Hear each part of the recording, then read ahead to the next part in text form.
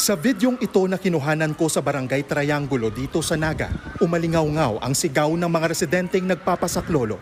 Mataas na kasi ang baha at flashlight ang pinang-ilaw ng mga humihingi ng tulong.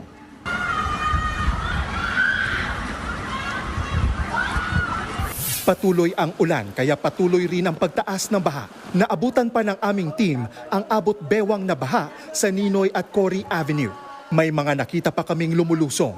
Pero pagkalipas lang ng ilang oras, umabot na sa dibdib ang tubig. Pinasok ang mga bahay pati ilang negosyo, gaya ng hotel na ito kung saan stranded ang ilang guest. Stranded din sa loob ng mall ang ilang residente. Nasa second floor sila dahil pinasok na rin ng tubig ang ground floor. Kwento ng mga residente, ito ang pinakamatinding bahang naranasan nila sa Naga. Ngayon lang po talaga tumaas ng ganito yung tubig. Hindi po kami umaasa na ganito talaga taas yung tubig.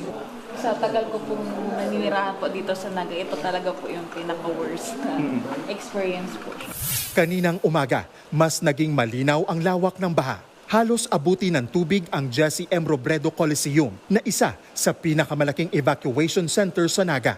Hindi rin nakaligtas ang mga sasakyang ito. Sa kabila niyan, hindi pinalubog ng baha ang malasakit ng mga residente. May mga grupong nagbayanihan at namahagi ng pagkain sa mga nasalanta. Naabutan pa naming may naghahagis ng pagkain mula sa tuktok ng building papunta sa mga lumalangoy sa baha.